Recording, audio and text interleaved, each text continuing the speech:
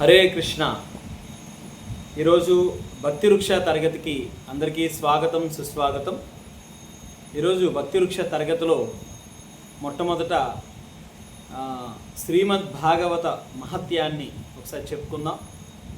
అనంతరము వచ్చే వారం నుంచి భక్తి వృక్షలో ఏదైతే సిలబస్ ఉందో అది ప్రారంభించడం జరుగుతుంది మళ్ళా. సో మనందరికీ తెలుసు, ఆల్రెడీ మనం భాగవతాన్ని చర్చిస్తూ ఉన్నాం. నష్టప్రాయేషు అభద్రేషు నిత్యం భాగవత సేవయా భగవతేరుత్తమ శ్లోకే భక్తిర్భవతి నైష్టికి. ఎవరైతే ఈ శ్రీమద్ భాగవతం అనేటువంటి అమృతాన్ని ఎవరైతే నిత్యం సేవిస్తారో అటువంటి వారికి నష్టప్రాయేషు అభద్రేషు వారి జీవితంలో ఉండేటువంటి సకల నష్టములన్నీ కూడా తొలగిపోతాయి అని శ్రీమద్ భాగవతం తెలియపరుస్తూ. అసలు శ్రీమద్ భాగవతాన్ని ఎందుకు చెప్పాల్సినటువంటి అవసరం వచ్చింది? అనేకమైనటువంటి వేద సాహిత్యం ఉంది కదా మనకి. వేదాలు, వేదాంత భాష్యములు, వేదాంత సూత్రములు, ఇతిహాసాలు, పురాణాలు, శాఖలు, శాఖోపశాఖలు, ఇలా అనేకమైనటువంటి భాండాగారం ఉంది కదా. మరెందుకు శ్రీమద్ భాగవతాన్ని మళ్ళా చెప్పాల్సినటువంటి పరిస్థితి వచ్చింది? ఎందుకు అవసరం వచ్చింది? శ్రీమద్ భాగవతాన్ని తెలియపరచాల్సినటువంటి అవసరం ఎందుకు వచ్చింది? పూర్వం నైమిషారణ్యము అనేటువంటి ఒక ప్రాంతం ఉంది. ఆ నైమిషారణ్యము అనేటువంటి ప్రాంతంలో శ్రీమన్నారాయణుడు ఒక 5 రాత్రుల కాలం పాటు పాంచరాత్ర విధానము అనేటువంటి ఒక అర్చన విధిని యావత్ సమాజానికి తెలియపరచాలి అనే ఉద్దేశ్యంతో ఆ గొప్ప ఈ విధి విధానాన్ని సమస్త మానవాళికి తెలియపరచడం కోసం భగవంతుడు ఒక ప్రదేశాన్ని ఎన్నుకోవాలి. అందుకు ఆయన తన యొక్క సుదర్శన చక్రాన్ని ఈ భూమి మీదకి వదిలితే సమస్త భూమండలానికి మధ్యస్థం అయినటువంటి ప్రదేశం ఏదైతే ఉందో ఆ భూమండలానికి మధ్యస్థం అయినటువంటి ప్రదేశంలో ఆయన సుదర్శన చక్రం యొక్క నిమి ఏదైతే ఉందో అది దానికి తగలడం జరిగింది. ఆ ప్రదేశంలో తగలడం జరిగింది. ఏ ప్రదేశంలో అయితే ఆ భగవంతుని యొక్క సుదర్శన చక్రం యొక్క నిమి తగిలిందో ఆ ప్రదేశాన్ని నిమిషారణ్యంగా చెబుతూ ఉన్నారు. నిమిషారణ్యము అది కాలక్రమేణా నైమిషారణ్యంగా మారింది. అయితే ఈ నైమిషారణ్యంలో ఒక దీర్ఘ సత్రయాగాన్ని చేయడానికి సౌనకాది ఋషులు ప్రారంభించారు. ఆ దీర్ఘ సత్రయాగంలో వారు ఆ దీర్ఘ సత్రయాగం యొక్క లక్ష్యం ఏమిటి అంటే సమస్త మానవాళికి మంచి చేయాలి. ఆ ఉద్దేశ్యంతో, ఎందుకు అంటే ఈ మానవులందరూ రాబోయేది కలియుగం అప్పుడే ప్రారంభమైంది. ఆ కలియుగ ప్రారంభం మూలంగా భయానకమైనటువంటి పరిస్థితులన్నీ కూడా ఎదురవుతాయి. ఈ ప్రజలందరినీ కలి నుంచి రక్షించాలి అనే ఉద్దేశంతో సౌనకాది ఋషులందరూ కూడా ఒక దీర్ఘసత్రయాగాన్ని చేయడానికి సిద్ధమైపోయారు. అలా ఆ దీర్ఘసత్రయాగము 1000 సంవత్సరాలు జరిపారండి. 1000 సంవత్సరాలు ఎప్పుడు కూడా మనం చూస్తూ ఉంటాం చూడండి. ఎప్పుడన్నా మనం ఏదన్నా ఒక ప్రయత్నం చేస్తున్నామంటే ఆ ప్రయత్నం సఫలమవుతుందా విఫలమవుతుందా చూసుకోవాలి. ఇప్పుడు కూడా మనం చూసుకోవాలి. లేదంటే ఎవరైనా చెబితే తెలుసుకోవాలి. మీరు చేసే ప్రయత్నం సఫలం అవ్వట్లేదు, విఫలం అవుతుంది అని చెబితే యాక్సెప్ట్ చేయాలి, తెలుసుకోవాలి. అంతేగాని రోజులు పెరుగుతున్నాయి కాబట్టి నేను గొప్పవాడిని అయిపోయాను, సీనియర్ని అయిపోయాను అనుకోకూడదు ఎప్పుడు కూడా.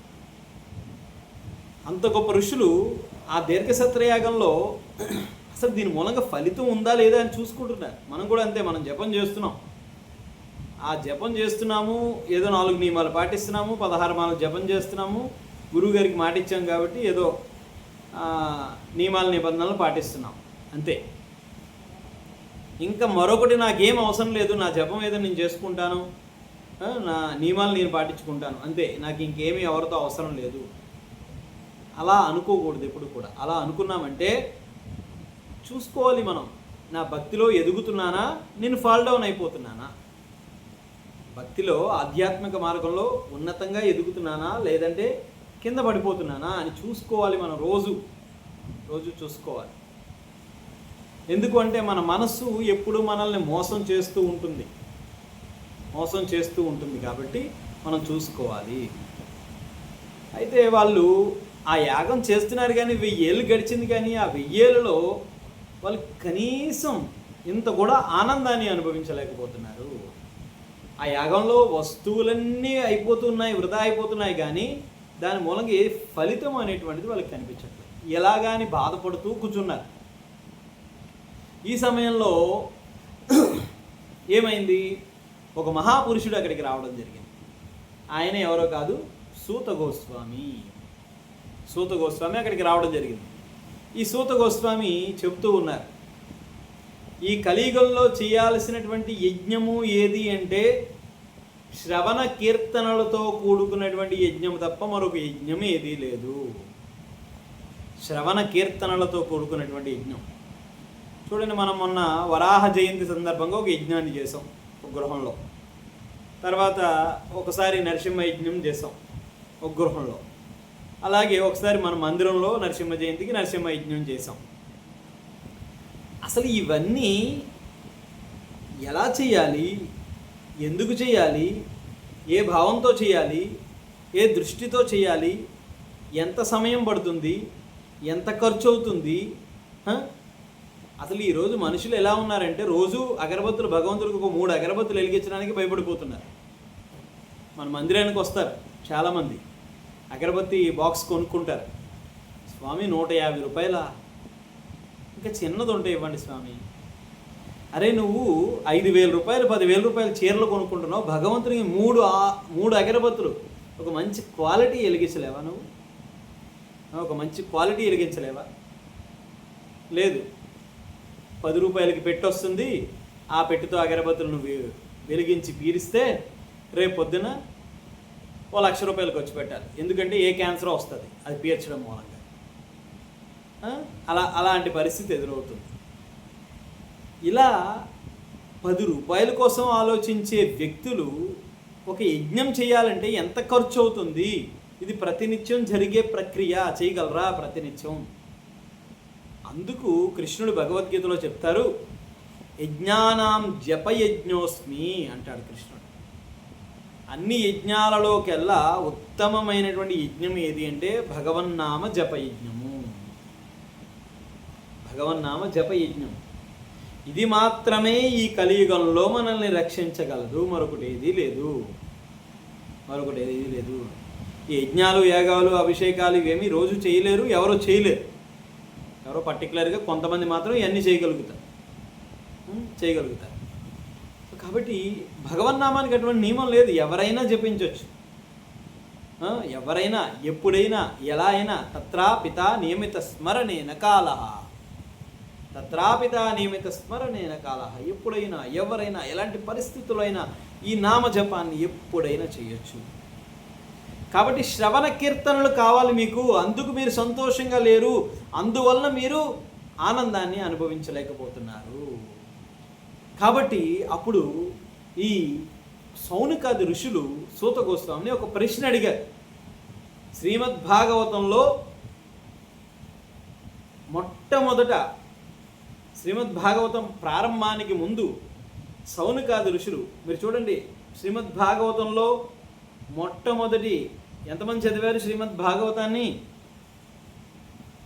ఎంతమంది చదువుతూ ఉన్నారు? శ్రీదేవి మాతాజీ, ఇంకా చెప్పాలి. సత్యరుక్మిణి మాతాజీ, ఎవరు?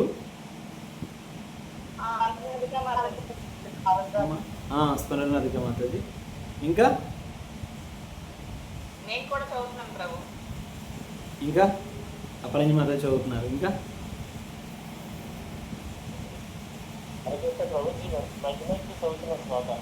మధ్య మధ్యలోనా?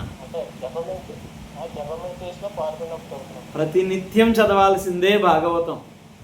అసలు భాగవతం లేదా చాలా మంది దగ్గర, లేక చదవట్లేదా? రేపు 7వ తారీఖు నేను ఆల్రెడీ మెసేజ్ పెట్టాను, ఎవ్వరు ఒక్కరు కూడా రెస్పాండ్ అవ్వలేదు. అసలు భక్తులే రెస్పాండ్ అవ్వకపోతే బయటవాడు ఎట్లా రెస్పాండ్ అవుతాడు? రేపు 7వ తారీఖు శ్రీమద్ భాగవత ఆవిర్భావం, భాద్ర పౌర్ణిమ. ఆ రోజు శ్రీమద్ భాగవతాన్ని తీసుకోండి, మొదలు పెట్టండి. శ్రీమద్ భాగవతం ఎవరైతే ప్రతినిత్యం చదువుతారో వారు మాత్రమే భక్తిలో ఉండగలుగుతారు, ఇంకొకరు ఎవ్వరూ ఉండలేరు, బయటకు వెళ్ళిపోతారు.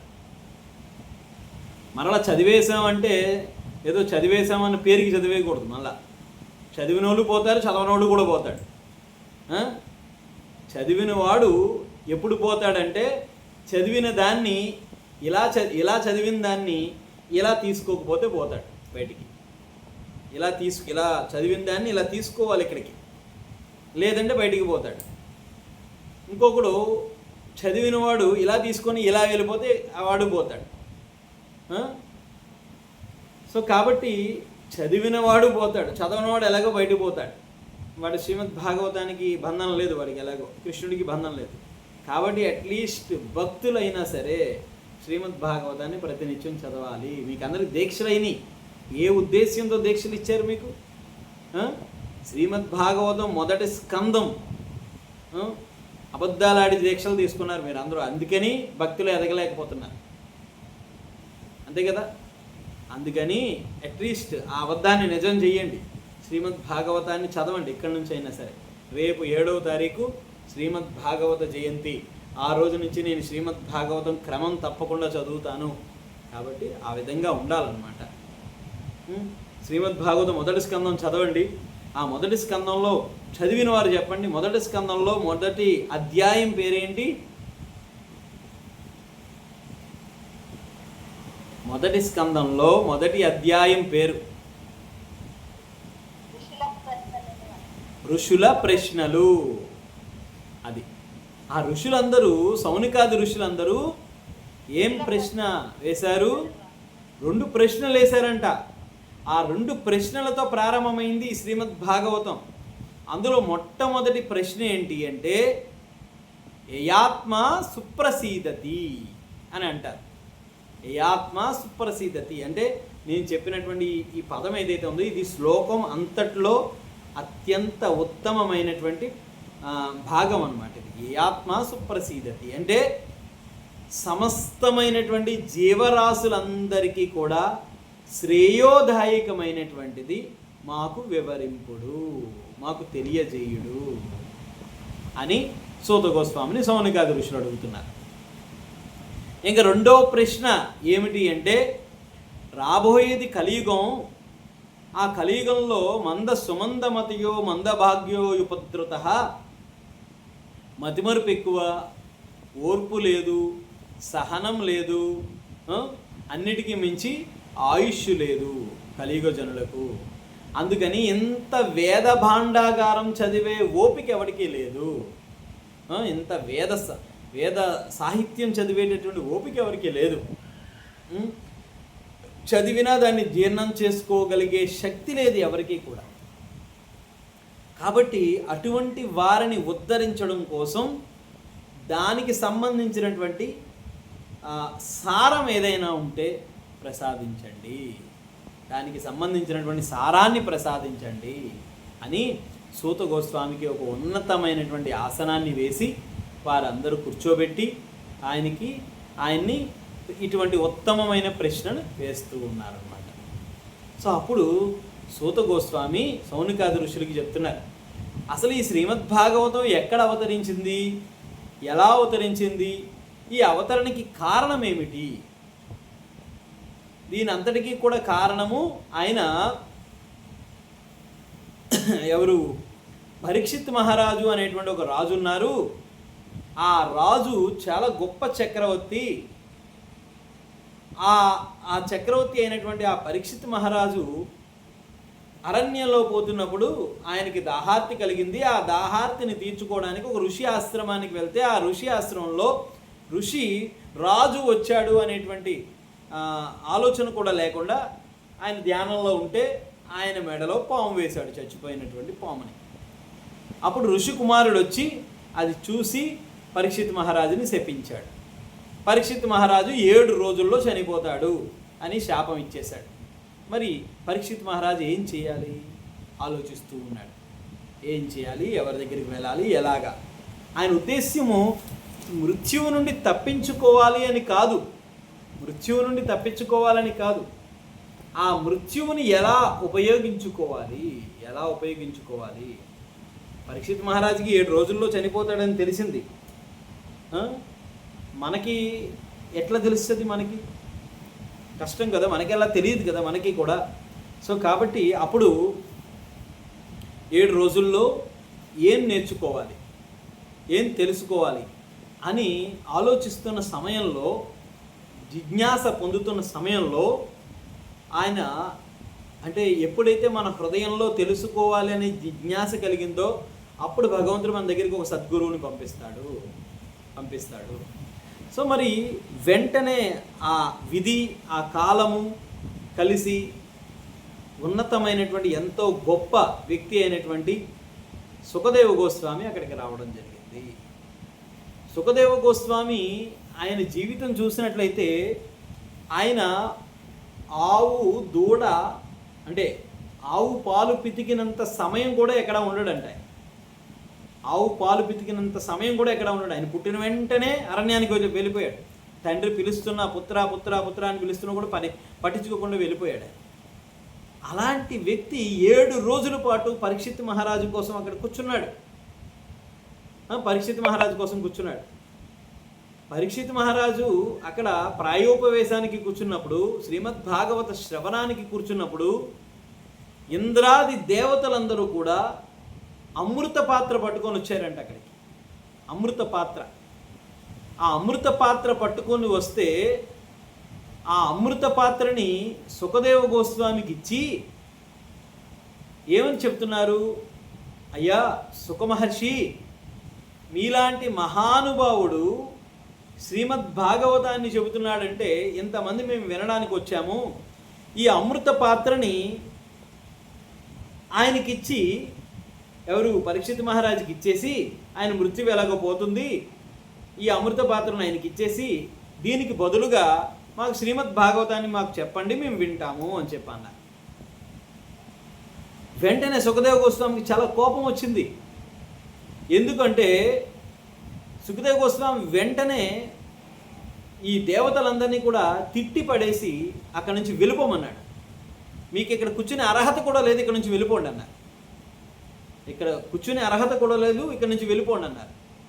ఎందుకన్నారు అంటే శ్రీమద్ భాగవతాన్ని అమృతంతో పోల్చారు.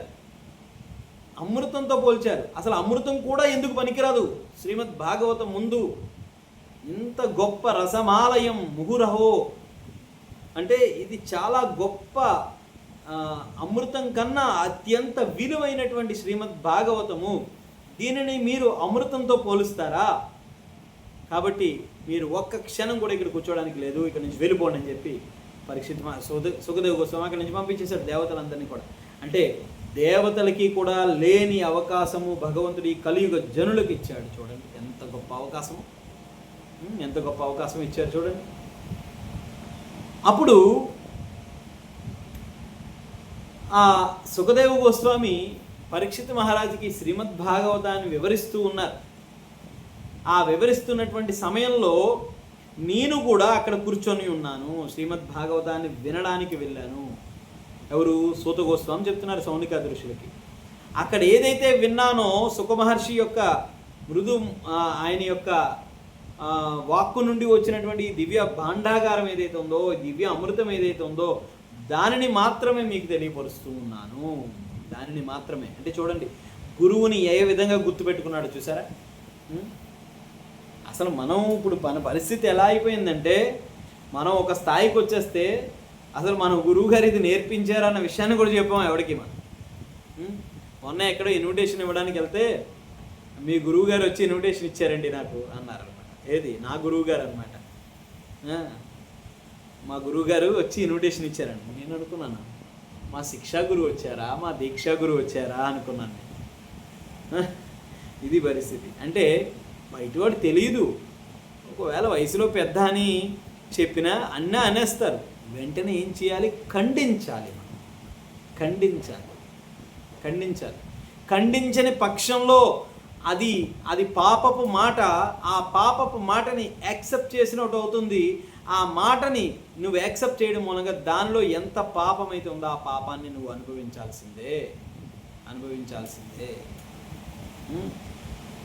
ఇది ఇటువంటి ఈ విధంగా సుఖదేవ గోస్వామి ముఖతః విన్నారు సూత గోస్వామి. అయినా సరే నేను సుఖ మహర్షి యొక్క నోట్లోంచి విన్నాను అని ఆయన చెబుతూ ఉన్నారు. అసలు సుఖదేవ గోస్వామి చెబుతుంటే ఎవరెవరు వచ్చారనుకుంటున్నారు అక్కడికి? పరశురాముడు కూడా అక్కడికి వచ్చి కూర్చున్నారు. శ్రీమద్ భాగవతంలో గొప్ప అవతారమైనటువంటి పరశురాముడు కూడా అక్కడికి వచ్చి కూర్చున్నారు. అయితే ఇదంతా అయింది. సుఖదేవ గోస్వామి ప్రారంభిస్తూ శ్రీమద్ భాగవతాన్ని ఈ గ్రంథ మహత్యాన్ని చెబుతూ ఉన్నారు. ఈ గ్రంథ మహత్యాన్ని చెబుతూ అసలు ఈ గ్రంథం ఎక్కడి నుంచి పుట్టుకొచ్చింది అంటే సుఖదేవ గోస్వామి ఏం చెప్తున్నారంటే ఈ దివ్య గ్రంథము నారదముని మూలంగా వచ్చింది. అసలు ఆ నారదముని ఒకరోజు అంటే వ్యాసుడి మూలంగా సుఖదేవ గోస్వామి తెలుసుకున్నారు. వ్యాసుల వారి నారదముని మూలంగా తెలుసుకున్నారు.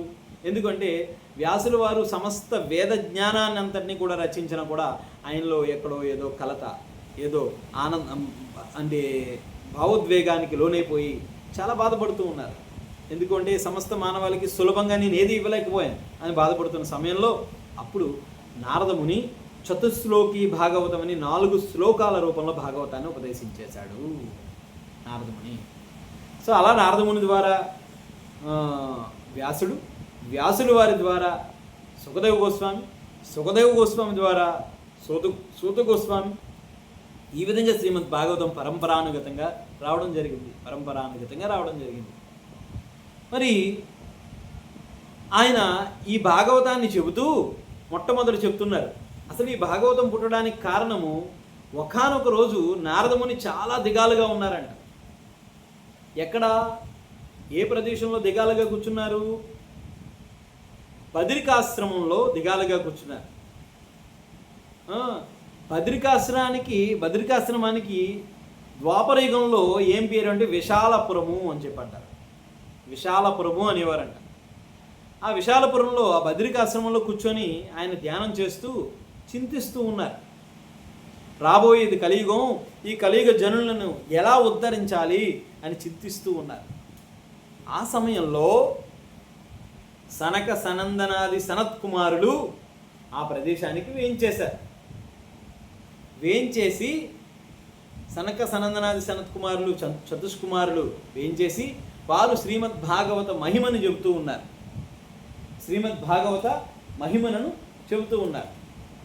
చెబుతూ ఒక కథ కోసం చెబుతూ ఉన్నారు. ఆ కథ ఏమిటి అంటే పూర్వం ఒకానొక ప్రదేశంలో అంటే ఆ కథని కంటికి కట్టినట్టుగా చూపిస్తూ ఉన్నారన్నమాట. వారు చెబుతూ ఒక ప్రదేశంలో ఒక స్త్రీమూర్తి కూర్చొని ఉంది. ఆ స్త్రీమూర్తి చుట్టూ ఎంతోమంది పరిచారకులు, అంటే ఎంతోమంది భక్తులు, అంటే ఏ విధంగా అంటే లక్ష్మీదేవి చుట్టూ ఈ స్త్రీలందరూ కూడా ఈ శ్రావణ మాసం వస్తే వ్రతాలు చేస్తూ ఉంటారో అలా వారు ఆమె చుట్టూ వీళ్ళందరూ కూడా చుట్టూ గుమిగూడి ఉన్నారు, పూజిస్తూ ఉన్నారు, సేవిస్తూ ఉన్నారు. ఆవిడ ఎదురుగా ఇద్దరు కుమారులు చనిపోయిన శవాల మాదిరిగా పడుకొని ఉన్నారు. అయితే ఇది చూసినటువంటి ఆ సంఘటన చూసినటువంటి వ్యక్తులు ఏంటి ఈవిడెందుకు ముసలి అంటే శరీరం అంతా కూడా వృద్ధాప్యానికి వచ్చేసింది, ఆ ఇద్దరు పుత్రులు కూడా వృద్ధాప్యానికి లోనైపోయారు, ఆ ఇద్దరు పుత్రులు చనిపోయి పడిపోయి ఉన్నారు. చనిపోయి పడిపోయి ఉంటే వారు చెప్తూ ఉన్నారు, ఆ స్త్రీని అడిగితే, ఎందుకమ్మా నువ్వు దుఃఖిస్తున్నావు, నిన్ను ఎంతమంది సేవిస్తున్నారు కదా, అయినా సరే నువ్వు ఎందుకు దుఃఖిస్తున్నావు? అప్పుడు ఆవిడ చెప్తుంది, నా పేరు భక్తి, నా పేరు భక్తి. ఈ భక్తి అనేటువంటి నేను వృద్ధాప్యానికి లోనైపోయాను. మరి అక్కడ ఉన్నటువంటి పుత్రులు ఎవరు? ఇద్దరు పుత్రులు. అంటే ఆ ఇద్దరు వ్యక్తులు ఎవరంటే పురుషులు నా పుత్రులే. వాళ్ళిద్దరూ కూడా వృద్ధాప్యానికి లోనైపోయి వాళ్ళిద్దరూ కూడా చనిపోయారు. వారి పేరు, ఒకటి పేరు జ్ఞానము, ఒకటి పేరు వైరాగ్యం. జ్ఞాన వైరాగ్యాలు అన్నమాట. వాళ్ళిద్దరూ చనిపోయారు. మరి మాకొక పరిచారకురాలు ఉండేది, ఆవిడ పేరు ముక్తి. ఈ కథ అర్థమైందో లేదో మీకు? ఎప్పుడు అంటే ఎందుకు ఆవిడ చింతిస్తుందంటే, రాబోయేది కలియుగము, ఆ కలియుగములో శుద్ధ భక్తికి వృద్ధాప్యం వచ్చేస్తుందన్నమాట. అంటే దాని అర్థం ఏంటి? వృద్ధాప్యంలో మన పరిస్థితి ఎలా ఉంటుంది? ఏమీ చేయలేము. మీరు అనుకోవచ్చు, అరే ప్రభు ఏంటి ప్రోగ్రాము, ఈ పూజ హడావిడి, ఈ అభిషేకాలకి మనల్ని అలా పెంచుకుంటూ పోతున్నారు కానీ మనకి రెస్ట్ ఉండదా అలా అనుకుంటారు. ఇప్పుడు కాస్త వయసు ఉంది, ఓపిక ఉంది, ఒంట్లో సత్తు ఉంది, ఇవన్నీ చేయగలుగుతున్నాం.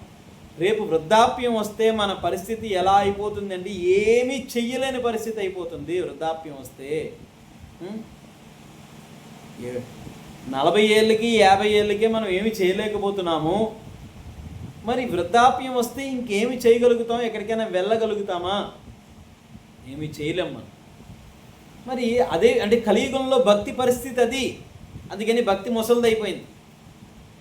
ఎప్పుడైతే భక్తి ముసలిదైపోయిందో జ్ఞాన వైరాగ్యాలు కూడా ముసలివైపోయాయి. అవి చచ్చిపోయిన శవాల మాదిరి అయిపోయాయి. అంటే లేనే లేకుండా అయిపోయింది. ఎవరి దగ్గర జ్ఞానం లేదు, ఎవరి దగ్గర వైరాగ్యం లేదు, రెండూ లేవు. ఎప్పుడైతే భక్తి నుండి జ్ఞాన వైరాగ్యాలు వైదొలుగాయో అప్పుడు ముక్తి వెళ్ళిపోతుంది, దూరంగా వెళ్ళిపోతుంది.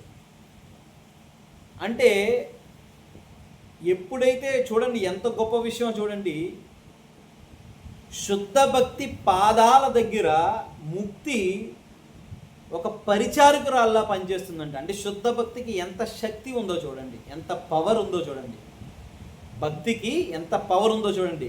అందుకని భక్తుడు ఎప్పుడు ముక్తి కోసం ఆలోచించాల్సిన పని లేదంట.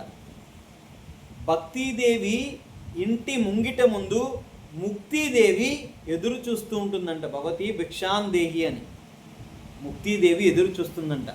అది ఎంత ప్రత్యేకత చూడండి. జ్ఞాన వైరాగ్యాలు రెండు పడిపోయాయి. అప్పుడు అసలు ఈ సందర్భం ఎక్కడ జరిగింది? ఈ కథ అంతా ఎక్కడ జరిగింది అంటే పవిత్రమైనటువంటి బృందావనంలో యమునా నదీ తీరంలో జరిగాయంట. అసలు ఆ భక్తి ఎందుకు పడిపోయింది? జ్ఞాన వైరాగ్యాలు ఎందుకు పడిపోయాయి? ముక్తి ఎందుకు దూరంగా వెళ్ళిపోయింది అంటే అప్పుడు నారదముని చెప్తున్నారు, ఎందుకు ఇలా జరిగింది అంటే శ్రీకృష్ణ భగవానుడు తన పాదపద్మములను ఈ భూమి మీద ఉంచినంత కాలం భక్తి నిలబడి ఉందంట. ఎప్పుడైతే కృష్ణుడు ఈ భూమి మీద నుంచి వదిలి వెళ్ళిపోయాడో అప్పుడు భక్తి ముసలిదైపోయిందంట. అందుకే ఇప్పుడు అంతా ఉండేదంతా కామమిశ్రమ భక్తి అంటారు. కామమిశ్రమ భక్తి, కోరిక, ఏదో కోరిక కావాలి మనకి, తీర్చుకోవాలి, అదే ఉద్దేశంతో భక్తి చేస్తాం మనం. సో ఎప్పుడైతే ఈ భక్తి మళ్ళా ఎప్పుడు నిద్ర లేచింది అంటే భగవంతుడు ఎప్పుడైతే ఈ జగత్తును వదిలి వెళ్ళిపోయాడో ఉద్ధవుడు చాలా బాధపడుతూ ఆయన ఏం చెప్తున్నాడంటే, మీరు లేనటువంటి జీవితం నాకొద్దు, నేను ఈ శరీరాన్ని వదిలేస్తాను అని ఉద్ధవుడు చెప్తుంటే కృష్ణుడు చెప్తున్నాడు, ఇది కేవలం నా రూపం మాత్రమే. నా సంపూర్ణమైనటువంటి శక్తులన్నిటినీ కూడా ఈ శ్రీమద్భాగవత రూపంలో నేను పొందుపరిచాను. అది నా గ్రంథావతారము. నా పూర్తి శక్తిని అందులో ఇమిడ్చాను. అందుకని శ్రీమద్భాగవతం అనేటువంటిది భగవంతుని యొక్క సాక్షాత్ శ్రీకృష్ణ భగవానుని యొక్క స్వయం అవతారము. అటువంటి శ్రీమద్భాగవతాన్ని మనం గృహంలో పెట్టుకోవాలి. అటువంటి శ్రీమద్భాగవతాన్ని మనం రోజు పఠించాలి. అటువంటి శ్రీమద్భాగవతాన్ని మనం హృదయంలోకి తీసుకోవాలి. సో ఈ విధంగా ఎప్పుడైతే భగవంతుడు చెప్పాడో అప్పుడు ఉద్ధవుడు శాంతి ఇచ్చాడు. సో ఎప్పుడైతే ఈ కలియుగంలో భక్తిదేవి బాధపడుతుందో అప్పుడు ఈ సమస్త జగత్తంతా కూడా శూన్యమైపోయిందంట. అంటే మొత్తం అంతా కూడా చీకటి అయిపోయిందంట, అంధకారం అయిపోయిందంట. అందుకని భక్తి ఎప్పుడైతే బాధపడిందో అప్పుడు ఈ సమస్త జగత్తంతా శూన్యమైపోతుంది. అందుకని భక్తుణ్ణి బాధ పెట్టడానికి ప్రయత్నం చేయకూడదు. భక్తుణ్ణి ఎప్పుడైతే బాధ పెట్టడానికి ప్రయత్నం చేశామో అప్పుడు మన జీవితం అంధకారం అయిపోతుంది. సో కాబట్టి ఎప్పుడైతే భక్తిదేవి బాధపడిందో ఈ సృష్టి అంతా అంధకారం అయిపోయింది. కానీ ఈ అంధకారమైనటువంటి సృష్టిలోకి ఒక తెల్లవారితే ఉదయించే సూర్యునిలాగా ఈ శ్రీమద్భాగవతం అనేటువంటి గ్రంథరాజము ఉద్భవించడం జరిగింది. ఎప్పుడైతే శ్రీమద్భాగవతం అనే గ్రంథరాజం ఉద్భవించిందో అప్పుడు ఈ పడిపోయినటువంటి జ్ఞాన వైరాగ్యాలు రెండు నిద్రలేచి కూర్చున్నాయంట. చనిపోయినటువంటి జ్ఞాన వైరాగ్యాలు రెండు లేచి కూర్చున్నాయి. ఎప్పుడైతే శ్రీమద్భాగవతం ఉద్భవించిందో అప్పుడు ఆ భక్తికి ముసలితనం, వృద్ధాప్యం అంతా పోయిందంట. జ్ఞాన వైరాగ్యాలు నిద్రలేచాయి, వాళ్ళకి వృద్ధాప్యం కూడా పోయిందంట. ఎప్పుడైతే జ్ఞానము, వైరాగ్యము, భక్తి ఈ మూడు కలిసి ఒక చోట కూర్చున్నాయో అప్పుడు ఎక్కడికో వెళ్ళిపోయినటువంటి ఆ ముక్తి ఎక్కడికి వెళ్ళిపోయింది? వైకుంఠానికి వెళ్ళిపోయింది. ముక్తినాథుని యొక్క సేవలోకి వెళ్ళిపోయింది. ముక్తినిచ్చేటటువంటి సేవలోకి వెళ్ళిపోయింది. వెంటనే భక్తి దగ్గరికి వచ్చేసింది. అంటే ఎప్పుడైతే శ్రీమద్భాగవతం మనతో ఉందో, శ్రీమద్భాగవతాన్ని ఎప్పుడైతే మనం చదువుతామో, శ్రీమద్భాగవతాన్ని ఎప్పుడైతే మనం పఠిస్తామో, ఎప్పుడైతే శ్రీమద్భాగవతాన్ని వింటామో అప్పుడు భక్తి ఉంటుంది, వైరాగ్యం ఉంటుంది, జ్ఞానం ఉంటుంది. జ్ఞాన వైరాగ్యాలతో లేనటువంటి భక్తి అసలు అది భక్తి కాదు. జ్ఞాన వైరాగ్యాలు ఉండాలి. ఈ విధమైనటువంటి కథనంతా తెలుసుకున్న తర్వాత సుఖదేవ గోస్వామి ఈ కథను చెప్పారు. అంటే ఎందుకు ఈ కథను చెప్పారంటే జ్ఞాన వైరాగ్యములతో ఈ భాగవతాన్ని ఆలకించాలి, జ్ఞానాన్ని తీసుకోవాలి, వైరాగ్యాన్ని కలిగి ఉండాలి. ఏంటి వైరాగ్యం? జ్ఞానం పట్ల వైరాగ్యం కాదు, జపమాల పట్ల వైరాగ్యం కాదు, భౌతికమైనటువంటి క్లేశాల పట్ల వైరాగ్యాన్ని కలిగి ఉండాలి, భౌతికమైనటువంటి వ్యక్తుల పట్ల వైరాగ్యాన్ని కలిగి ఉండాలి. సో ఈ విధంగా సుఖదేవ గోస్వామి పరీక్షిత్ మహారాజుకి ఈ కథనంతా చెప్పుకొచ్చి జ్ఞాన వైరాగ్యాలతో కూడినటువంటి భక్తి శ్రద్ధతో ఈ శ్రీమద్భాగవతాన్ని ఆలకించాలని చెప్పారు. ఈ కథని మళ్ళా సూత గోస్వామి సౌనికాది ఋషులకు చెప్పారు. సో మొట్టమొదటిది వాళ్ళ ప్రశ్న, ఋషుల ప్రశ్న ఏంటి? సమస్త మానవాళికి యయాత్మ సుప్రసీదతి, సమస్త మానవాళికి శ్రేయోదాయకమైనటువంటిది చెప్పమన్నారు. ఆ శ్రేయోదాయకమైనటువంటిది ఏం చెప్తున్నారు? విద్యతే హృదయ గంధి ఛిద్యతే సర్వసంశయ, సంశయాత్మ వినశ్యతి. ఎప్పుడైతే శ్రీమద్భాగవతాన్ని మనం చదువుతామో విద్యతే హృదయ గంధి, ఈ హృదయ గ్రంథి ఏదైతే ఉందో అది తెరుచుకుంటుంది. హృదయ గ్రంథి తెరుచుకుంటుంది, విచ్చుకుంటుంది. నిమ్మకాయ ఉంటుంది, ఆ నిమ్మకాయని మనం ఇలా చూసినంత మాత్రాన దానిలో ఉండే పులుపుని ఆస్వాదించగలమా? ఇలా చూసినంత మాత్రాన ఆస్వాదించగలమా? ఆస్వాదించలేము. ఎప్పుడైతే దానికి ఒక రంధ్రాన్ని పెట్టామో ఆ రసం ఆస్వాదించడానికి అవకాశం ఉంటుంది. అదే విధంగా మనం ఆ హృదయ గ్రంథి తెంచుకుంటుంది. విద్యతే హృదయ గ్రంథి ఛిద్యంతే సర్వ సంశయ, మన హృదయంలో ఉండేటువంటి సర్వ సంశయాలన్నీ తొలగిపోతాయి.